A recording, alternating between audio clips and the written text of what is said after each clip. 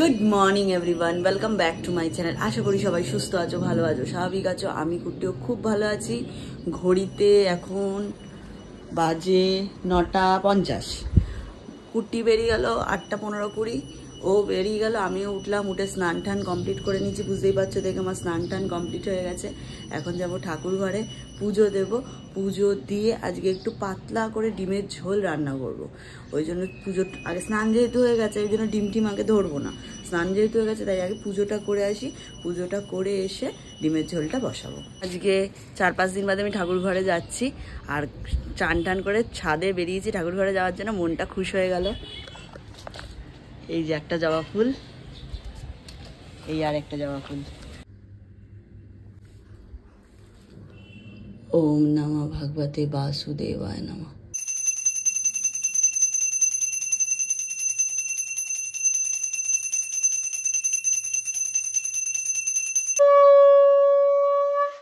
কুট্টির আর আমার breakfast ready করে নিয়েছি, ওটস আর মুসলি দিয়ে আর জাগরি দিয়ে।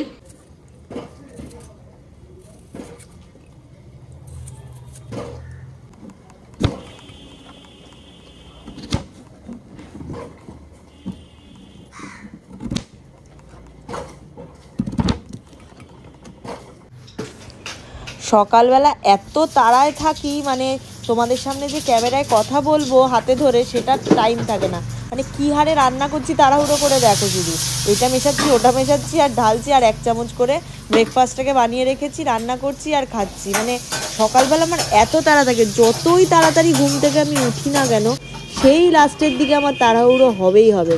এখন এইগুলো সবই খেতে খেতেই সব কাজ করতে হচ্ছে ব্রেকফাস্ট।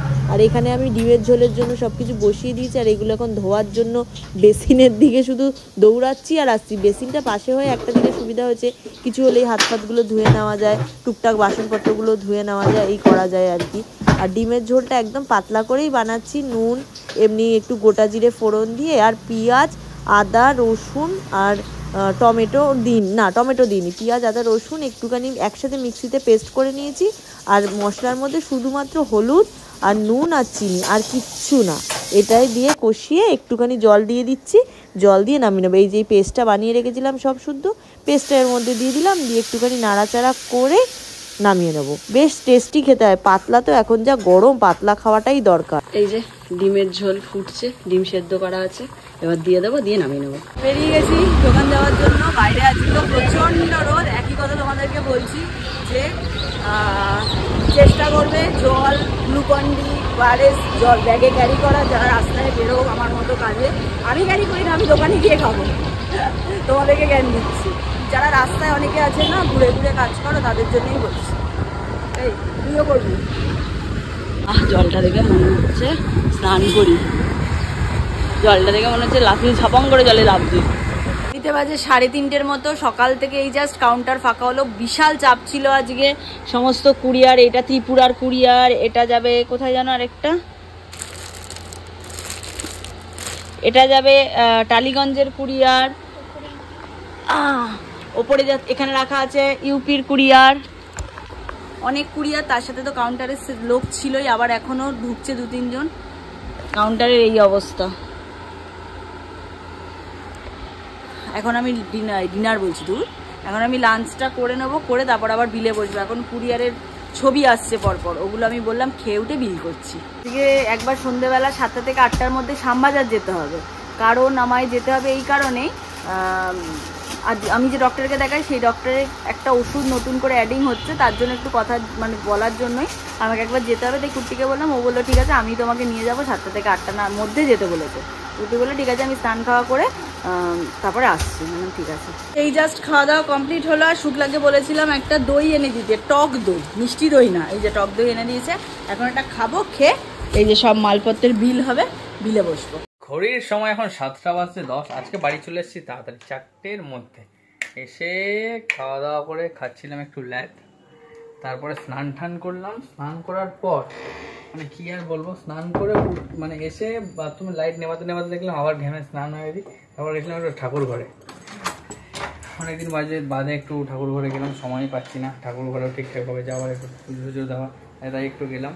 আর এখন 7টা মতো বাজে, এখন 7:10 আর কি। আমার আর এমবার একটু শ্যামবাজার যাওয়ার আছে, সেই জন্য বেরোচ্ছি। যেতে আগে আর যাওয়ার ইচ্ছা আগেই ছিল, কিন্তু 10 মিনিট এসিটা চালিয়ে বসলাম, এত গরম আর নেওয়া যাচ্ছে না।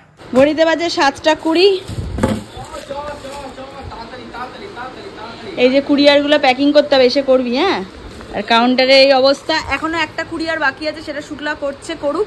আমি যাচ্ছি একটু শ্যামবাজার যাবো কুট্টির সাথে। আমার ডাক্তারের সাথে বললাম একটু কথা আছে, কথা বলে আধা ঘন্টার মধ্যে আবার চলে আসবো। ততক্ষণ শুক্লা করুক, আমি ঢুকে যাবো। শুক্লা আমি এলাম, চলে আসছি ঘুরে।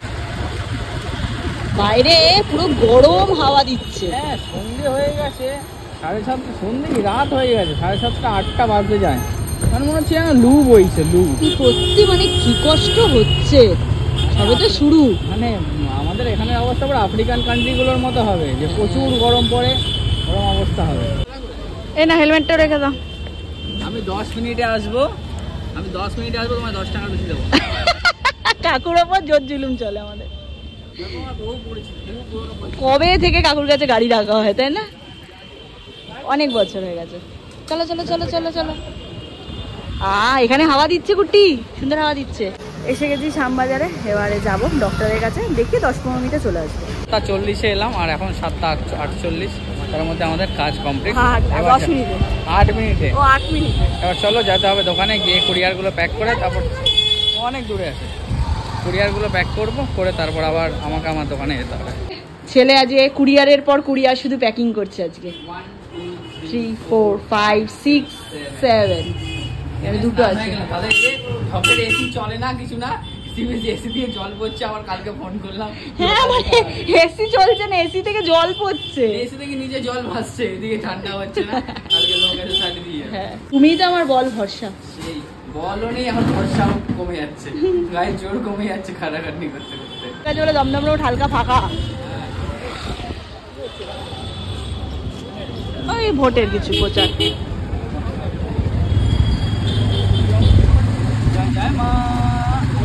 বাহ, এখানে মূর্তিগুলো বেশ ভালো বসেছে।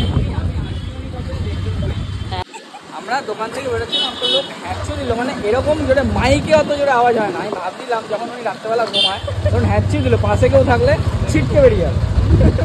সেটাই বুঝলাম, আমি অবাক হয়ে এই কানের সামনে মানে পাশ দিয়ে যাচ্ছিল, হ্যাঁচি দিল না, মানে কি বলবো, মাইকেও এত জোরে কেউ হ্যাঁচি দিতে পারবে না, এত জোরে আওয়াজ। যে যা রাস্তায় ছিল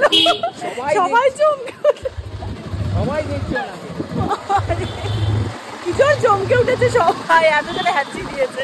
10টা, এই জাস্ট বাড়ি ঢুকলাম। এবার যাব স্নান করতে, স্নান করব, স্নান করে আবার রাত্রিরে তরকারি বানাতে হবে। আমার 1 মিনিট বসার চান্স নেই, মানে সকালে ঘুমের চোখ খোলা থেকে রাত্রিরে ঘুমাতে যাওয়া অবধি কন্টিনিউ আমার কাজ তো চলতেই থাকে। যাই হোক, এটাই জীবন, এগোতে তো হবেই এইভাবেই। আর এখন যাই স্নান টান করে দেখি কি আছে ফ্রিজে, সবজিপত্র, কাঁচা সবজি, তাই দিয়ে একটা তরকারি বানিয়ে নেবো। স্নান টান করে এই জাস্ট ঘরে এলাম, ঘড়িতে বাজে 10:30। এখনো রান্না করে ডিনার করতে 1 ঘন্টা, 11:30 তো 11:40 মিনিমাম। তাই 1 গ্লাস জল আর একটুখানি এই যে সাদা চিড়ে, এই চিড়ের মধ্যে কোনো মশলা তেল কিচ্ছু নেই, সেই চিড়ে একটু খাই, খেয়ে একটু রেস্ট নিই, তারপর রান্নায় যাবো। আবার খিদে পেয়ে গেছে প্রচন্ড, খিদে চেপে রাখলে আবার পেটে ব্যথা শুরু হয়ে যাবে। তাই জন্য খাই, একটু রেস্ট নিই 10 মিনিট, রেসিটা চালিয়ে একটু বসি, তারপরে যাব হচ্ছে রান্না করতে। রেস্ট নেওয়া কমপ্লিট, একটু চিড়ে ফিরে খেয়ে একটু মানে ল্যাদ খাচ্ছিলাম, মানে ফোন ঘাটছিলাম, শুয়ে রিপ্লাই করছিলাম, ফোন ঘাটছিলাম, মানে কালকে যেসব কাস্টমাররা আসবে তারা কেউ অ্যাড্রেস জিজ্ঞেস করছে, এই জিজ্ঞেস করছে, ওই জিজ্ঞেস করছে, সেগুলো সব রিপ্লাই করলাম। এলাম রান্নার জায়গায়, এসে এই যে অল্প করে পটল আর কুমড়ো কাটলাম, কড়াই চাপিয়ে দিয়েছি, জাস্ট একটু কালো জিরে ফোড়ন দিয়ে পাতলা করে তরকারি করে নেবো।